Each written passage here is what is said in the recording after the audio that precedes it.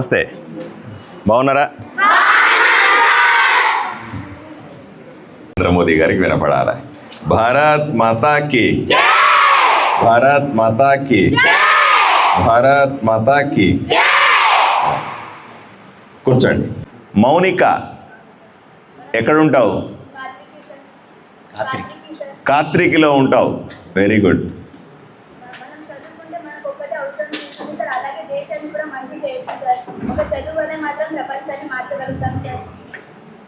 చదువు వల్లే ఈ ప్రపంచాన్ని మార్చగలము అని మౌనిక చెప్తా ఉంది. అందరికి చప్పట్లు కొట్టాలి మరి.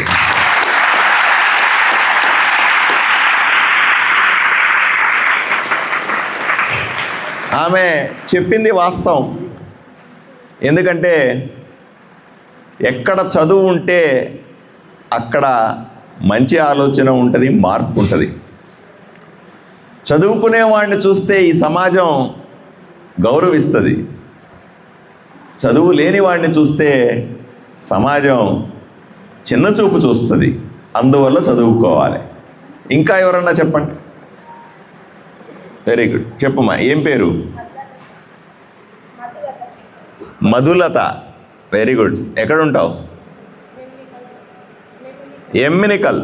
చేసినప్పుడు కూర్చోవాలి. చెప్పు మధులత.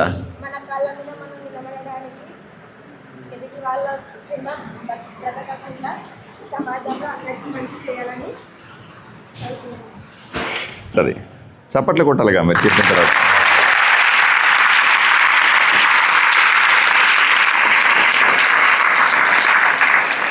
చాలాసార్లు చప్పట్లు కొట్టాలి, ఓపికగా కొట్టాలి. ఒకసారి అయిపోదు ఇది. ఎందుకు చప్పట్లు కొట్టాలి కూడా మీకు తెలియాలి. మనలో ఉన్నటువంటి ఒక విద్యార్థి మంచి సమాధానం చెప్పాలని ప్రయత్నం చేసినప్పుడు ప్రశంసించడం అన్నది మన కనీస ధర్మం. కాబట్టి ఆన్సర్ ఎవరు చెప్పినా సరే తప్పనిసరిగా 30 సెకండ్లు మాత్రం కొడతనే ఉండబోతా ఉంది. ఇప్పటిదాకా మీరేం చేస్తూ ఉన్నారు? ఎవరి మీద ఆధారపడి బతుకుతూ ఉన్నారు. చిన్నపిల్లలు కాబట్టి, చదువుకుంటున్నారు కాబట్టి తల్లిదండ్రుల మీదనో బంధువుల మీదనో లేదా ప్రభుత్వం కూడా మీకు డబ్బు ఖర్చు పెడతా ఉంది. హాస్టల్లో ఉన్నారంటే భోజనం ఎవరు పెడుతున్నట్టు? ప్రభుత్వం పెడుతోంది. ప్రభుత్వం అంటే ఎవరు? మన ప్రభుత్వానికి అధినాయకుడు ఇప్పుడు ఎవరు? నారా చంద్రబాబు నాయుడు గారు గౌరవ ముఖ్యమంత్రి. గౌరవ ముఖ్యమంత్రి ఎవరు? గౌరవ ఉప ముఖ్యమంత్రి ఎవరు? పవన్ కళ్యాణ్ గారు. గౌరవ ఉప ముఖ్యమంత్రి ఎవరు? అంత చిన్నగా చెప్తారు పవన్ కళ్యాణ్ గురించి. గౌరవ ప్రధానమంత్రి ఎవరు? గౌరవ ప్రధానమంత్రి నరేంద్ర మోదీ గారు. గౌరవ ప్రధానమంత్రి ఎవరు? అంత చిన్నగా చెప్తారా ప్రధానమంత్రి? సో వాళ్ళు కూడా మీకు చదువుకోవడానికి, హాస్టల్లో ఉండడానికి డబ్బులు ఖర్చు పెడతా ఉన్నారు. ప్రభుత్వం వైపు నుంచి భోజనమైనా, యూనిఫామ్లైనా, మీ పుస్తకాలైనా, నోటు పుస్తకాలైనా, మిగతావి ఏవేవైతే మీకు ఇస్తున్నారో ఇవన్నీ కూడా ప్రభుత్వం నుంచి కూడా వస్తుంది. మరి తల్లిదండ్రులు ఖర్చు పెట్టి, ప్రభుత్వము మీ మీద డబ్బులు ఖర్చు పెట్టి ఇవన్నీ ఎందుకు చేస్తున్నట్టు? ఎందుకు చేస్తున్నట్టంటే మీరు బాగా చదువుకుంటే మీకు ఉద్యోగం వస్తుంది. మీరు బాగా చదువుకుంటే ఒక వ్యాపారం పెట్టుకుంటారు. మీరు బాగా చదువుకుంటే వేరే దేశాలకు పోతారు. మీరు బాగా చదువుకుంటే మీకు గొప్ప జ్ఞానం వచ్చి ఉపయోగపడతారు. అందువల్ల ఇవన్నీ చేస్తే ఏమొస్తుంది? ఉద్యోగం వస్తేనో, వ్యాపారం చేస్తేనో, ఇంకోటి చేస్తే ఏమవుతుంది? డబ్బులు వస్తాయి. డబ్బులు ఎందుకు? ఎవరన్నా చెప్పచ్చు. మీకు పెద్ద అయిన తర్వాత ఉద్యోగం చేయాలి, వ్యాపారం చేయాలి, మరి డబ్బులు వస్తాయి కదా, డబ్బుల కోసమే ఇవన్నీ చేస్తా. అవునా? డబ్బులు ఎందుకు? ఎవరన్నా లేచి చెప్పాలా? నువ్వే చెప్పకూడదు. రెండోసారి ఉండదు, ఒకసారే. ఏం పేరమ్మా? కే శైలజ. ఓకే, చెప్పు శైలజ. మనం బ్రతకాలన్నా మనకి వాల్యూ ఉండాలన్నా డబ్బు ఉంటేనే బాగా చూసాదే, డబ్బు లేకపోతే ఒక చీప్ గా చూస్తాం. Very good, very good. మొదటిది ఎన్నిసార్లు కొట్టాలా? స్టార్ట్. That's all. చూడు ఎంత బాగా కొడుతున్నారా నీకోసం అని. సో పాప చెప్పేది ఏమిటి? ఏం పేరున్నావు? శైలజ ఏం చెబుతుందంటే, డబ్బులు ఉంటేనే ఈ సమాజం మనకు విలువనిస్తుంది, గౌరవిస్తుంది, డబ్బు లేకపోతే ఈ సమాజం గౌరవించదు అని చెప్తాది. నిజమా? నిజమా? నిజమన్న వాళ్ళు చెయ్యొద్దండి.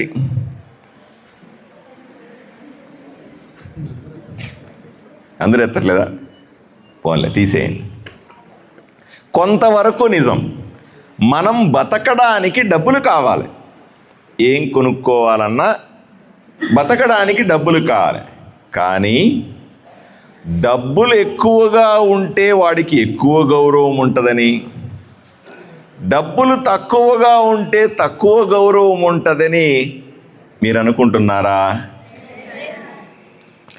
నేను ఒక పరీక్ష చెప్తాను మీకు. ఈ అమ్మాయి ఎనులే అమ్మా, ఏం పేరు?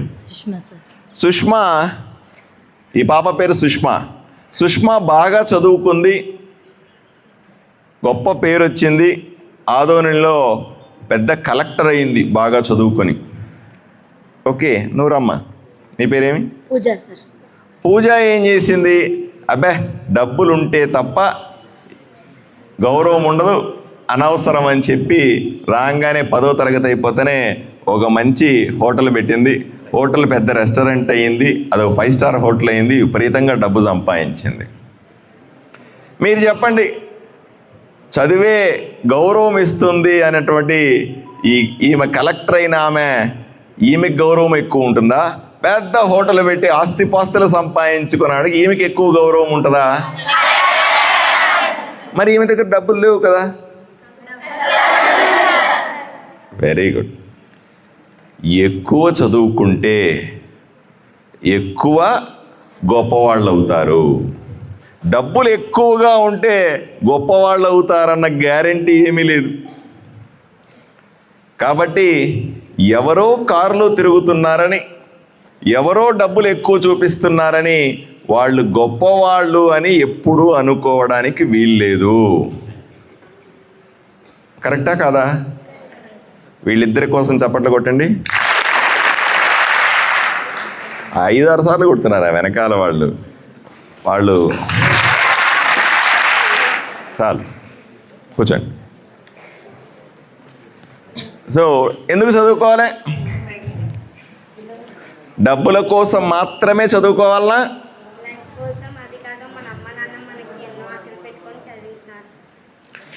డబ్బుల కోసం మాత్రమే కాకుండా డబ్బులతో పాటుగా గౌరవం సంపాదించాలంటే ఎక్కువగా చేయాలనుకుంటున్నావు. డబ్బు కూడా సంపాదించినావు, పెద్ద కలెక్టర్ అయినావు, పెద్ద డాక్టర్ అయినావు, పెద్ద ఇంజనీర్ అయినావు, ఏం చేస్తావు?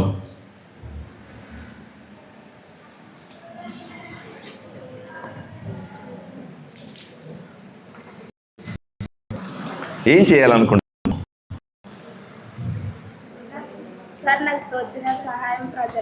ప్రజలకు సేవ చేస్తావా?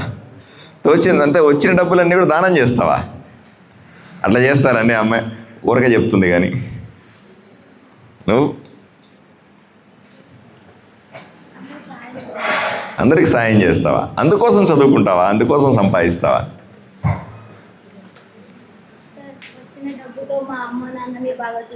శభాష్. వచ్చిన డబ్బుతో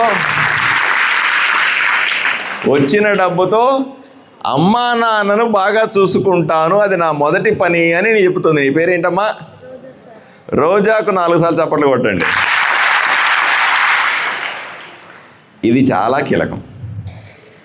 డబ్బులు వచ్చిన తర్వాత, పేరు ప్రఖ్యాతులు వచ్చిన తర్వాత నువ్వు చేయాల్సిన మొట్టమొదటి పని ఏమిటి అంటే మనల్ని కన్నా అమ్మా నాన్నలని బంగారంలాగా చూసుకోవడం, పువ్వుల్లో పెట్టి చూసుకోవడం అన్నది మనం చేయాల్సిన మొదటి పని. ఎందుకంటే ఇంతకాలము వాళ్ళు చదువుకున్నంతకాలం, ఇంతకాలం భరించింది ఎవరు మిమ్మల్ని? మీరు అల్లరి చేసినా, మీరు గొడవ చేసినా, మీరు సరిగా చదువుకున్నా చదువుకోకపోయినా, ఇంకోటి జరిగినా సరే ఇన్ని రోజులు మిమ్మల్ని భరించింది ఎవరు? సో చేయాల్సిన మొదటి పని ఏమి? బాగా చూసుకోవడానికి. కూర్చోండి. తర్వాత నీ పేరేం తల్లి? పవిత్ర. అమ్మ నాన్న బాగా చూసుకుంటావు. తర్వాత ఏం చేస్తావు? ఏం చేయాలి? నువ్వేం చేయాలనుకుంటున్నావు చెప్పు. డాక్టర్ అవ్వాలను. డాక్టర్ అయినావు, పెద్ద డాక్టర్ అయినావా? ఏం డాక్టర్ అవ్వాలనుకుంటున్నావు? తెలుసా డాక్టర్లు ఏమేమి ఉంటాయని? ఎముకల doctor, kidney doctor, heart doctor, ladies doctor. తెలుసా? తెలీదా? తెలియదు కదా. పోన్లే, మంచి డాక్టర్ అవు. Very good. నేను కూడా డాక్టరే.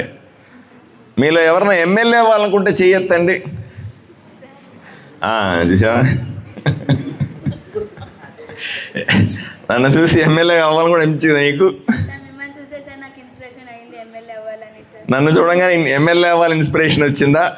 ఈమె కూడా చప్పట్లు కొట్టండి. నన్ను చూస్తే ఎమ్మెల్యే అవ్వాలనే ఇన్స్పిరేషన్ నీకు ఎందుకు వచ్చింది? అంటే మనకు ఒక స్థాయి ఉన్నప్పుడు అందరికీ, ఇప్పుడు నేను ఇలా ఉన్నాను, అందరికి మంచి చేయలేను సార్. ఆ పొజిషన్లో ఉంటే అందరికీ మంచి చేస్తారు. మీరు ఎలా చేస్తారు, నేను కూడా అలా చేయాలనేది సార్.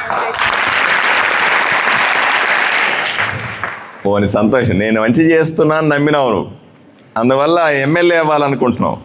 రైట్. మహిళా, నీ పేరేంటి? మధుబాల. మహిళా ఎమ్మెల్యే మౌనిక. జిందాబాద్ అనండి మీరు ఒకసారి. మహిళా ఎమ్మెల్యే మౌనిక. మహిళా ఎమ్మెల్యే మౌనిక. మహిళా ఎమ్మెల్యే మౌనిక. అవుతావు. ఈ ఇన్స్పిరేషన్తో అయినా సరే ఏదో రోజుకు నువ్వు ఎమ్మెల్యే అవుతావు. నేను కూడా అసెంబ్లీలో నీ పక్కన కూర్చోబెట్టుకొని నీకు స్పీచ్ ఇప్పిస్తాను.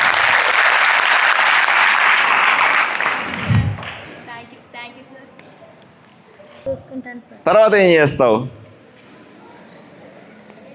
పెళ్ళి చేసుకుంటాను, పిల్లలకి అంటాను సార్ అంటావా? ఇంకేం చేస్తావు? అమ్మా నీ పేరేంటి తల్లి? జ్యోతి. నువ్వేం చేస్తావు? నువ్వే డాక్టర్ అవుతావు. నువ్వు కూడా.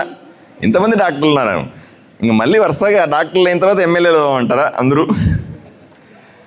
నువ్వేం చేస్తావు డాక్టర్ అయిన తర్వాత? అమ్మ నాయన బాగా చూసుకోవడం చెప్పేసింది ఆమె. తర్వాత అంతేనా? ఇంకేమీ లేదా? నెక్స్ట్.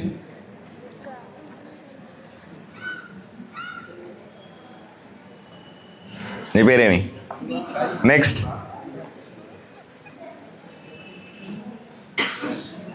నెక్స్ట్.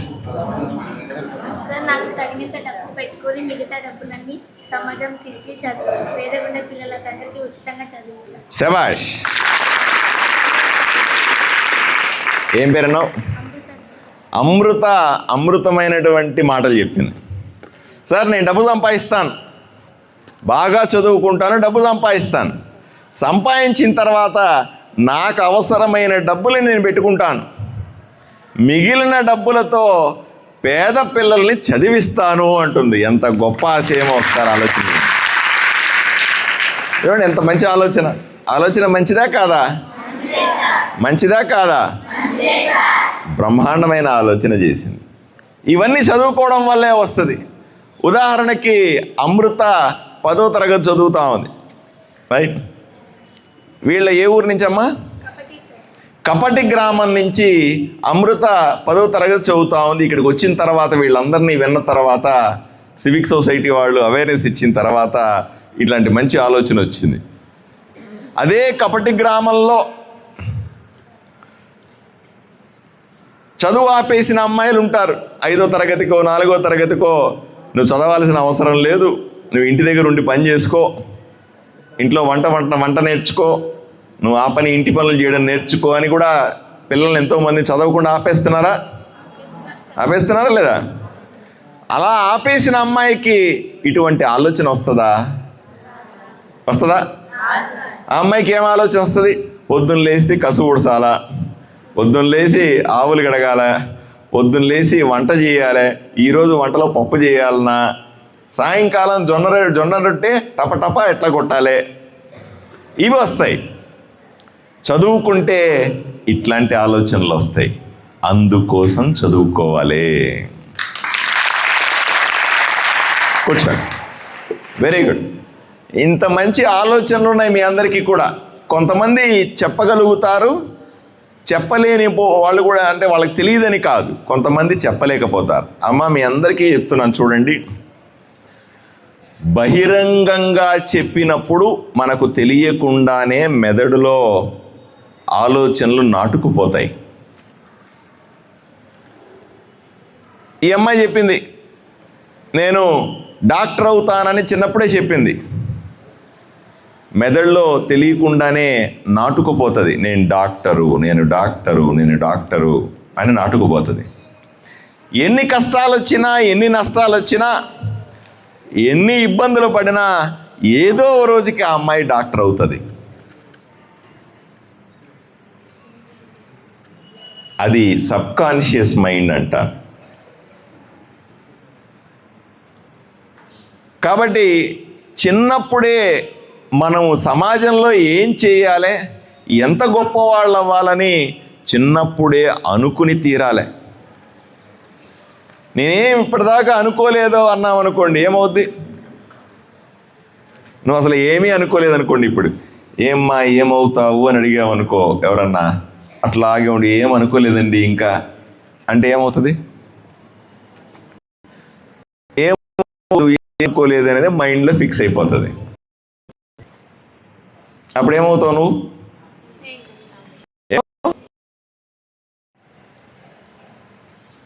100కు 100%. అందువల్ల తప్పనిసరిగా 10వ తరగతి కల్లా మీరు మైండ్లో ఫిక్స్ చేసుకోవాలా, ఏదో ఒకటి గొప్ప పని చేస్తాను, మీరు అనుకున్నవి చేస్తాను అని మైండ్లో ఫిక్స్ అవ్వాలి. అందువల్ల ఇప్పుడు అందరూ 10వ తరగతి వాళ్ళందరూ అనుకుంటారా? 10వ తరగతి వాళ్ళ కోసం క్లాప్స్ కొట్టండి. 9th క్లాస్ వాళ్ళకి ఇంకా 1 సంవత్సరం టైం ఉంది. 8th క్లాస్ వాళ్ళకి, 6th క్లాస్ వాళ్ళకి ఎప్పటి లోపల అనుకోవాలి? 10వ తరగతికి రాగానే అనుకోవాలి. అర్థమైందమ్మా? అనుకోవడం అంటే 10వ తరగతిలో ఎప్పుడో అన్నట్టు గుర్తండి, మళ్ళీ గుర్తులేదని కాదు. నేను ఎమ్మెల్యే కాకముందు నాకున్న హాస్పిటల్స్, నేను డాక్టర్ని, వృత్తిరీత్యా నేను డాక్టర్ని, నా హాస్పిటల్స్ అన్నీ వదిలిపెట్టి రాజకీయాల్లోకి వెళ్తున్నాను అనుకున్నప్పుడు స్పష్టంగా గోడ మీద రాసుకున్నాను, నేను ప్రజాప్రతినిధి అవుతున్నాను అని రాసుకున్నాను. ఎక్కడ అవుతున్నానో నాకు తెలియదు, ఏమవుతానో తెలీదు. ప్రజలను మెప్పించి, ప్రజల దగ్గర ఓటేసుకొని వేయించుకొని నేను ప్రజల ప్రతినిధిగా ఉంటాను, చట్టసభలో ఉంటాను, ప్రజలకు సేవ చేస్తాను, ఈ జీవితాన్ని ప్రజాసేవకు అంకితం చేస్తాను అని గోడ మీద రాసుకున్నాను. ఎక్కడ రాసుకున్నాను? గోడ అంటే ఎడవ పోయి పబ్లిక్ ప్లేస్లో గోడ పెయింట్ తీసుకొని రాసుకోలే, నేను ఎక్కడ నిద్రపోతానో ఆ గోడ మీద రాసుకున్నా. గోడ మీద రాసుకున్న తర్వాత 6 నెలలకు స్పష్టంగా నాకు తెలియదు, నాకు 25 రోజుల ముందు తెలిసింది ఆదోనికి వస్తున్నానని. అప్పుడుదా తెలియదు నాకు. ఆదోనికి వచ్చినాను, మీ అందరినీ మెప్పించాను, మీ తల్లిదండ్రులందరూ కూడా నాకు ఓటేశారు, నన్ను ఎమ్మెల్యే చేశారు. ఈరోజు నిరంతరం నేను ప్రజాసేవలో మీ మధ్యలో ఉంటున్నాను.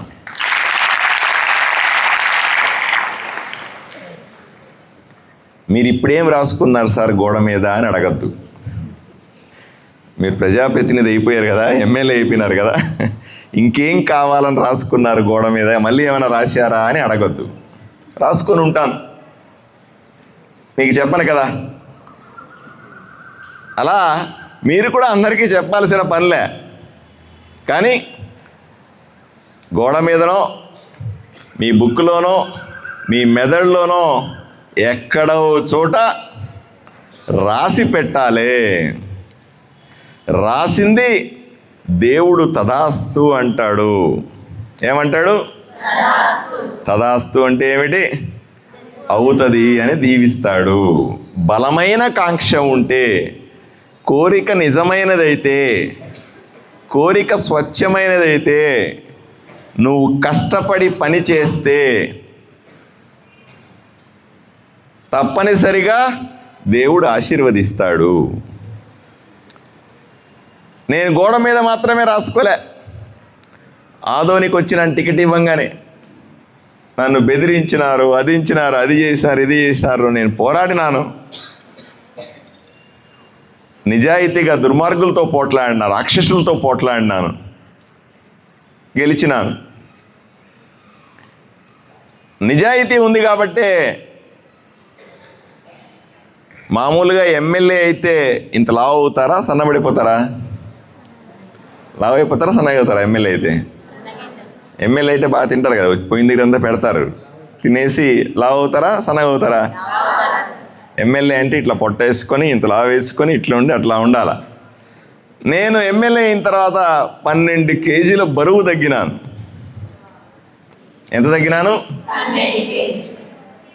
బాగా తింటున్నాను. మళ్ళీ ఎందుకు తగ్గినానంటే పొద్దున్న నుంచి రాత్రి దాకా ప్రజల్లో తిరుగుతూ నిరంతరం ఆ గ్రామం, ఈ గ్రామం, ఆ వీధి, ఈ వీధి, ఆ సమస్య, ఈ సమస్య అని తిరుగుతూ బరువు తగ్గిపోయినాను. నా ఆలోచన నిజాయితీ, ఈ ఊరికి నిజంగా సేవ చేయాలనే కసి. అందువల్ల స్వచ్ఛమైనది కాబట్టి దేవుడు నన్ను ఆశీర్వదించినాడు. మిమ్మల్ని కూడా ఆశీర్వదిస్తాడు. ఎప్పుడు ఆశీర్వదిస్తాడు? మీ కోరిక స్వచ్ఛమైనదైతే, నిజమైనదైతే, నిజంగా నువ్వు మీ తల్లిదండ్రులను బాగా చూసుకుంటావు అని దేవుడికి అనిపిస్తే, నిజంగా నువ్వు సమాజంలో 10 మందికి సాయం చేస్తావు అని ఆ దేవుడికి అనిపిస్తే, నిజంగా నీ కోరికలో స్వార్థం తక్కువ ఉంది అని అనిపిస్తే 100కు 100% దేవుణ్ణి మీరు మొక్కినా మొక్కకపోయినా తదాస్తు అంటాడు. ఏమంటాడు? అని అంటాడు. చేస్తారా? అనుకుంటారా? రైట్. ఇప్పుడు మనం ఉన్న లక్ష్యం ఏమిటి? 10వ తరగతికి వచ్చారు, పరీక్షలు. అందరికీ కూడా గుడ్ ఈవినింగ్. ఏమిటి, ఎలా ఉన్నారు? రైట్. మీరు చాలా బాగా చదువుకుంటున్నారని, బాగా కష్టపడి చదువుకుంటున్నారని, బాగా ఆటలాడుతున్నారని, ఊరికి మంచి పేరు తెస్తున్నారని, మీ తల్లిదండ్రులకి గొప్ప పేరు వస్తుందని నాకు మీ మేడం చెప్పింది. నిజమేనా? అందువల్లే నేను ప్రత్యేకంగా మిమ్మల్ని చూడడానికి వచ్చాను. ఎన్ని పనులు ఉన్నప్పటికి కూడా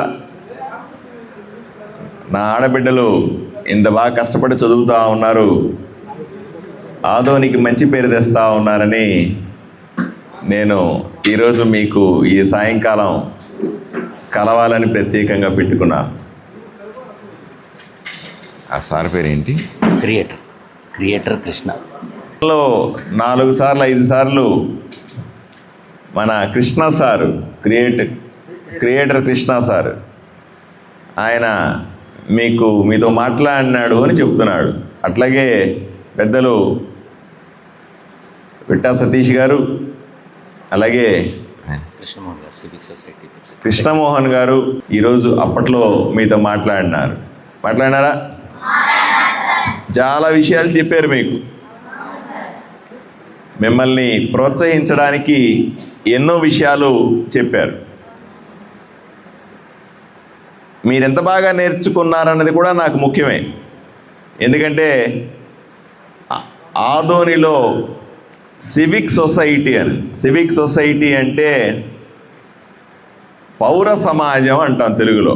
అంటే పౌరులందరి మంచి కోరి, ఊరి మంచి కోరి, ఇక్కడున్న ప్రజల మంచి కోరి, ఊరిని అభివృద్ధి జరగాల, ఊరు బాగుండాలా, పిల్లలు బాగుండాలా, అన్ని కుటుంబాలు బాగుండాలని కోరుకునేటువంటి ఒక సొసైటీయే ఆదోనిలో సివిక్ సొసైటీ. వాళ్ళు నిరంతరం ఎన్నో కార్యక్రమాలు చేస్తూ ఉంటారు. ఎన్నోసార్లు నాకు కూడా చెప్తారు, ఎమ్మెల్యే గారు ఊరు ఇలా ఉండాలా, ఊరు అలా ఉండాలా, రోడ్డు వెడల్పు చేయాలా, బ్రిడ్జి కట్టాలా, అది చేయాలి, ఇది చేయాలని నన్ను కలుస్తూ ఉంటారు. ఈ సివిక్ సొసైటీ వాళ్ళు ఒకటి ఆలోచన చేశారు. పిల్లలు బాగా చదువుకుంటే, పిల్లలకు మంచి ఆలోచనలుంటే